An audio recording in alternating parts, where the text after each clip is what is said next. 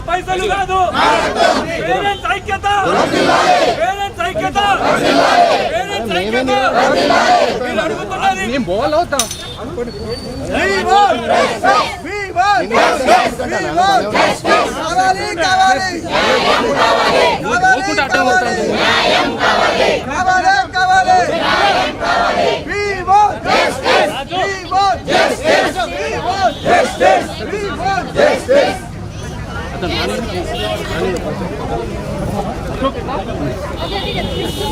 కాదబ్బా వచ్చి బయట మాట్లాడితే ఏమైతుంది అసలు గేట్ తీయవా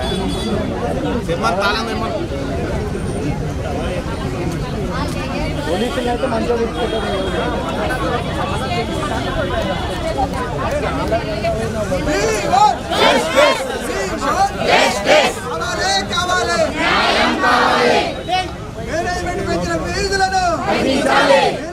అత్యధికంగా పెంచిన ఫీజులను తగ్గించాలి.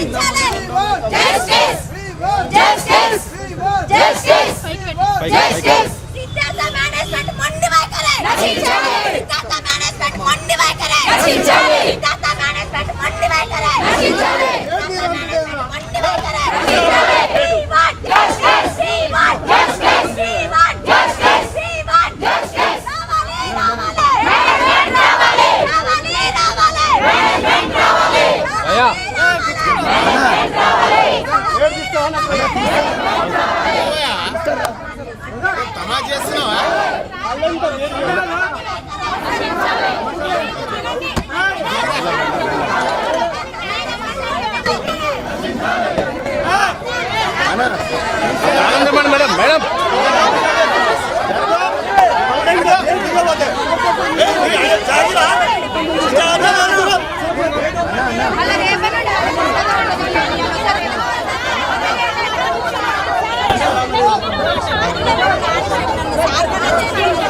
నేను ఎమ్మెల్సీనమ్మా గేట్ పెడతావా గేట్ తీయమనండి గేట్ తీయమని చెప్పు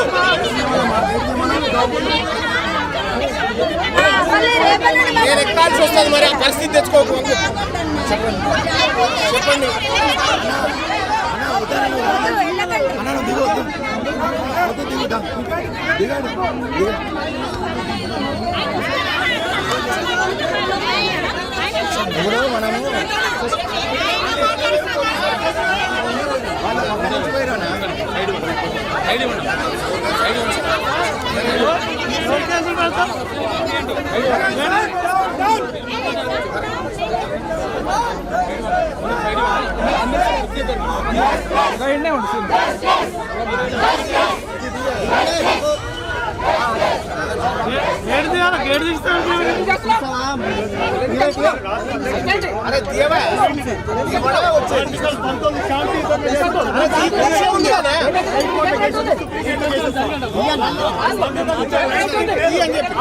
నేనే కదా ఎమ్మెల్సీ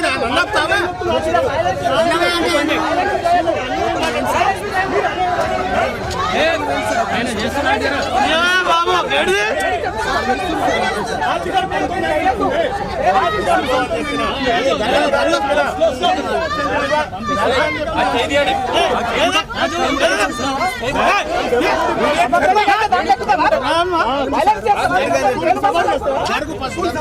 అందరు రారే అందరు రారు ఒక్కడే వస్తాడు సారు మాట్లాడొస్తాడు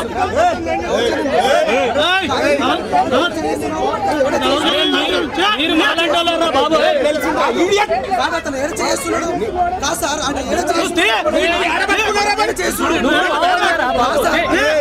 నాకు ఇప్పుడు బీపీ పెంచుతూ అడుగుతున్నా సార్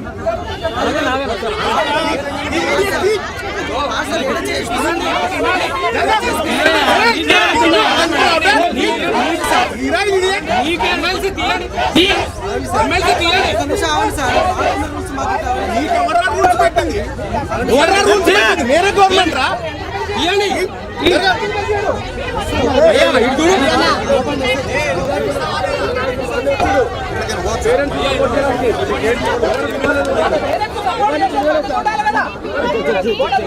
తీపిస్తారా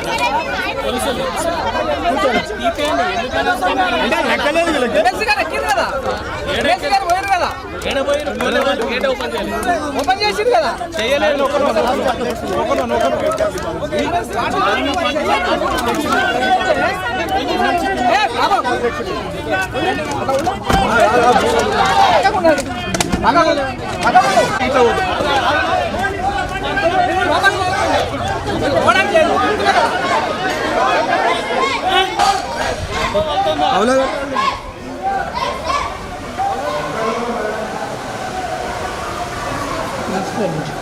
ప్రిన్సిపల్ రూమ్ ఎక్కడ?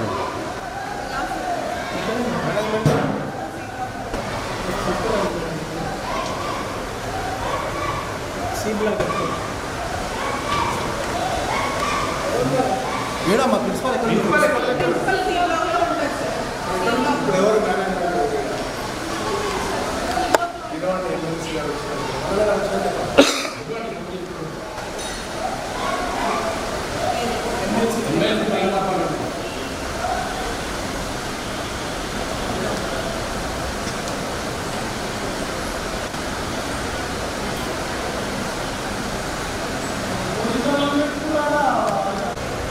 ప్రిన్సిపల్ అయిపోయాడమ్మా. ప్రిన్సిపల్ ఎక్కడ ఇంతేనా? ఇదేనా?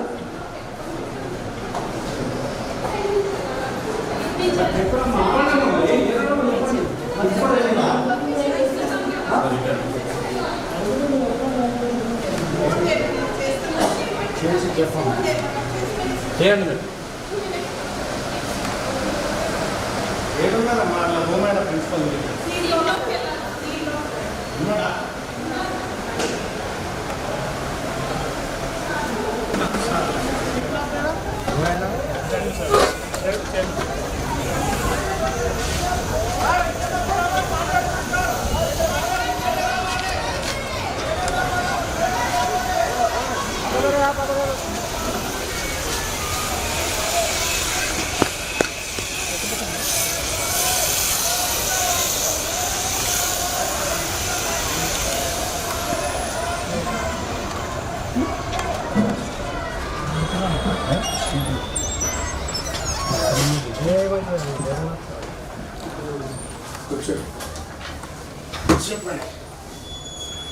ఏంది ఫీజుల పంచాయతీ? ఏంది పంచాయతీ ఏముంది సార్, ప్రతి సంవత్సరం మేము పెంచేది 5%.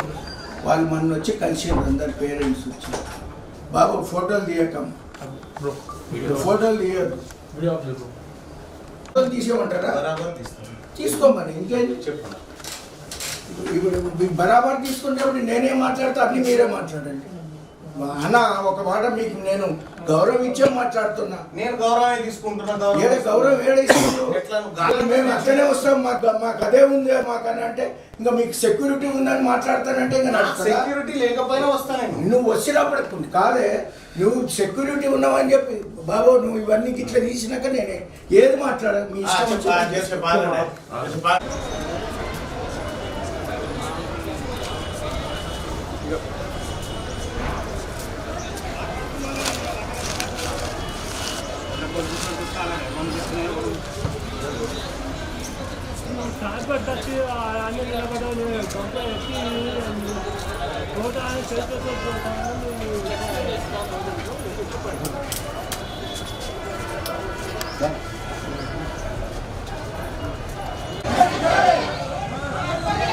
ఇట్లానేనా?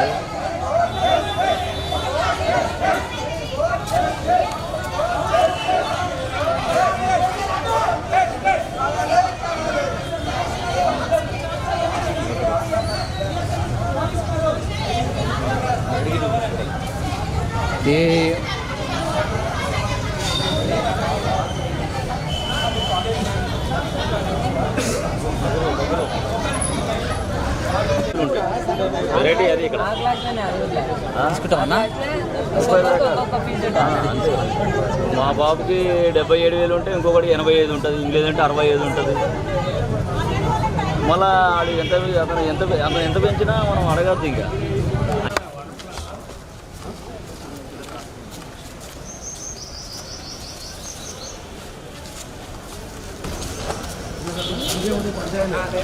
వేసుకొని 60, 70, 70 ఎంత ఉంటే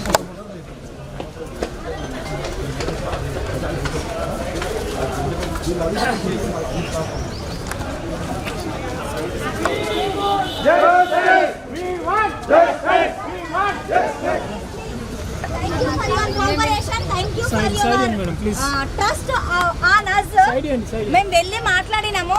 మల్లన్న గారు అక్కడ కూర్చొని డిఈఓకి ఫోన్ చేశారండి. Not only DO, principal secretary, తర్వాత యోగితా రాణా గారికి అందరికీ ఫోన్ చేసి నామ్స్ ఏం చెప్తా ఉన్నాయి, వీళ్ళు ఎట్లా ఫీజులు పెంచుకోవడానికి ఛాన్స్ ఉందనేటువంటి విషయంలో క్లారిటీ తీసుకున్నా. లౌడ్ స్పీకర్ పెట్టి అందరూ విన్నారు. దాంట్లో వాళ్ళు నాకు చెప్పింది ఏంటంటే డిఓ గారేమో అప్ టు 10% వరకు పెంచుకోవాలి సార్, అంతకు మించి పెంచడానికి వీల్లేదనే మాట బాగా. అయితే నవీన్ నికోలస్ గారితో మాట్లాడితే ఆయన నాకు జీవో కాపీ పంపిస్తాను. ఇప్పుడు అసలు పంచాయతీ ఎక్కడ వచ్చింది, ఎక్కడ అసలు మూలం ఉందని ఎత్తితే ఫీజు ఎంత పెంచాలనే దానికి పేరెంట్ కమిటీ ఉండాలి. ఇది నామ్స్ చెప్తుంది. అదే విషయం మీద నేను మేనేజ్మెంట్ని క్వశ్చన్ చేస్తాను. సార్ మేము కమిటీ చేయడానికి సిద్ధంగా ఉన్నాం సార్, మాకు ఏ ఇబ్బంది లేదు, స్లాబ్ ఎంత ఉండాలో మీరే డిసైడ్ చేయాలి.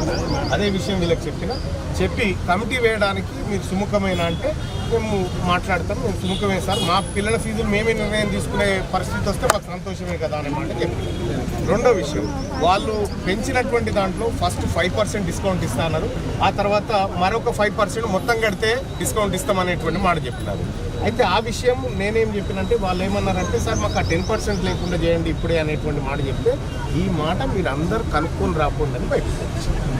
మీరందరు కనుక ఆ 10% ఇప్పుడు తక్షణమే ఎత్తేయడానికి 10%కు ఓకే అయితే నేనేం చెప్పినా మీరు రాసి నాకు రిప్రజెంటేషన్ రూపంలో ఇవ్వండమ్మా. నేను మొత్తం కట్టడం చెప్పేది వినండి. నేను మాట్లాడింది నా దగ్గరకు వచ్చిరని పని ఇచ్చి పెట్టుకొని ఇంకొచ్చి నేను ఒకటి చెప్తాను. అయితే ఇప్పుడు మీరు మొత్తం ఫీజు కడితేనే 5% అనేది లేకుండా తక్షణం 10% డిస్కౌంట్ ఇప్పించడం కోసం నేను ఆప్షన్ పెట్టి వచ్చిన. మీరు కనుక్కొని రాకండి, మీరు కనుక్కుంటే నేను వాళ్ళతో మాట్లాడి ఫైనల్ చేస్తానన్నమాట చెప్తాను. రెండోది ఏంటంటే నెక్స్ట్ ఇయర్ నుంచి ఫీజులు వాళ్ళు కాదు మీరు డిసైడ్ చేసే కమిటీ ఫామ్ చేస్తున్నా. దానికి మీరు అగ్రీ అయితే చెప్పండి. మీరంతా ఒక చిన్న రిప్రజెంటేషన్ రాసి వీళ్ళందరి తరఫున అవన్నీ తయారు చేసి నేను కోఆపరేట్గా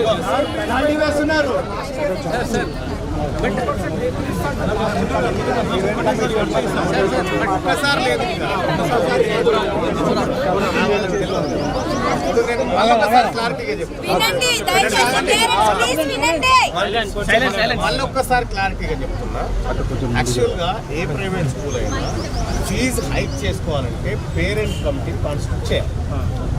పేరెంట్సే డిసైడ్ చేయాలి ఇందులో ఉన్న స్టాండర్డ్స్ ప్రకారం ఫీజు ఎంత పెంచుకోవచ్చు. ఆ ఫీజు కూడా మీకు 8% దాటి పెంచనీకి కూడా లేదు మళ్ళీ. సో ఇప్పుడు విషయం ఏంటంటే ఇక్కడ పేరెంట్ కమిటీ లేదనేది నాకు లోపడిపోయినాక అర్థం. ఇప్పుడు పేరెంట్ కమిటీ వేసి ఇప్పటి నుంచి నెక్స్ట్ ఇయర్ వరకు నెక్స్ట్ ఇయర్ స్లాబ్ ఎంత ఉండాలి, పెంచాలా దించాలా అంతే ఉండాలనేది డిసైడ్ చేసేటువంటి రైట్ ఇప్పుడు మీకు తీసుకొని వచ్చిన. రెండో అంశం ఏంది, ఇప్పుడు ఆల్రెడీ ఎగ్జిస్టింగ్ విద్యా సంవత్సరం ప్రారంభమైంది కాబట్టి ఇప్పుడు ఏది కొత్తది వస్తుంది కాబట్టి ఇప్పుడు 5% మీకు డిస్కౌంట్ పెంచిన దాంట్లో 5% తగ్గిస్తామని, మొత్తం జూన్ 31 లోపు కడితే ఇంకో 5% తగ్గిస్తామని మాట చెప్పింది కదా. మొత్తం కానీ ఇప్పుడు ఈ 10% డిస్కౌంట్ ఇవ్వాలి మాట వాళ్ళ ముందు చెప్పిన. ఇదే మాట వీళ్ళకి చెప్పిన. దీనికి మీరు అగ్రీ అయితే మీరు మాట చెప్పండి, నేను చెప్తాను. అంటే లాస్ట్ ఇయర్ ఫీకి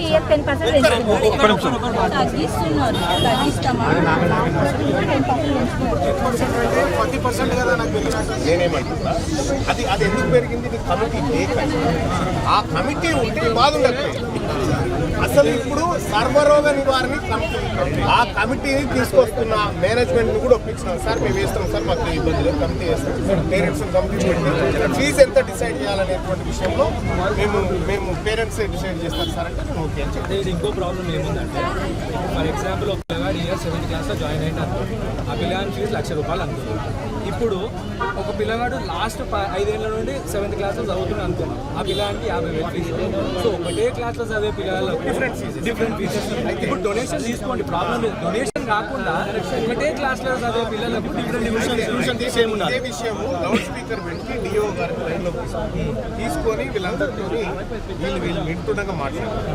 ఇప్పుడు ఒక పిల్లగాడు 1వ తరగతి 2వ తరగతి 3వ తరగతి 50,000 60,000 70,000 ఫీజు ఉంది. సో ఇట్లా ఇప్పుడు 1వ తరగతిలో జాయిన్ అయినటువంటి పిల్లగానికి నెక్స్ట్ ఇయర్లో ఆ 60 మీద అప్ టు 8% హైక్ చేసుకోవడానికి ఛాన్స్ ఉంది.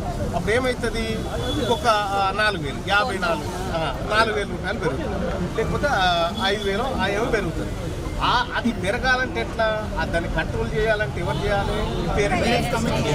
ఈ పేరెంట్ కమిటీ లేక జరిగిన పొరపాటును సరిదిద్దడానికి వాళ్ళు సిద్ధమైనారు. నాకు తెలుసు అది వాళ్ళకే నష్టం అనేది. మీరు రెడీగా ఉండి ఆ కమిటీలో మీరు జాయిన్ అయిపోయి ఆ కమిటీ ఫామ్ చేసుకోండి.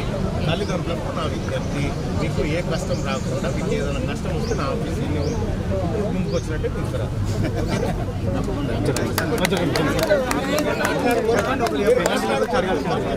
ఒక్కడికి మీరు రాసి అంటే ఫైన్ ఏం లేవు ఏ ఫైన్ లేకుండా చేస్తా. ఈ ఇయర్ వరకు ఏ ఫైన్ లేకుండా చేస్తా. కమిటీ ఫామ్ అయిన తర్వాత మీరే కదా డిసైడ్ చేసేది. ఫైన్లు కట్టాలన్నా కూడా మీ కమిటీ ఉంటుంది కదమ్మా, మీరే చేయొచ్చు, మీరే డిసైడ్ చేయొచ్చు. మీరే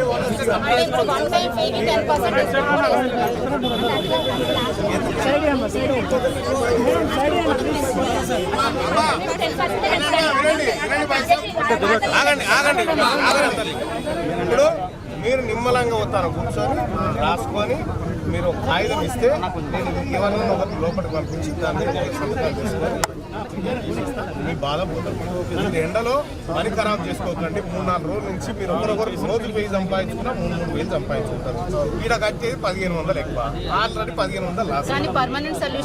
పర్మనెంట్ సొల్యూషన్ చేసి వచ్చినాయి. ఇప్పుడు కమిటీని ఫామ్ చేయడం అంటే కమిటీ ఒకటి ప్రజాస్వామ్యబద్ధంగా మీరు అలా చిన్న ఎలక్షన్ పెట్టుకుంటా అంటే నేను ఉంటాను రిటర్నింగ్ ఆఫీసర్.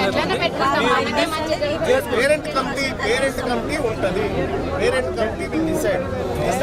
ఓకేనా? ఎక్కడో